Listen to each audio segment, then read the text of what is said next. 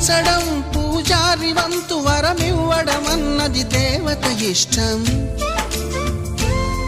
ప్రేమించడం ప్రేమికుడి వంతు కరుణించడం అన్నది ప్రేయసి ఇష్టం. ఎందువల్ల నిన్ను ప్రేమించిందో చిన్ని మనసుకే తెలియదుగా, నిన్ను మరవడం జరగదుగా.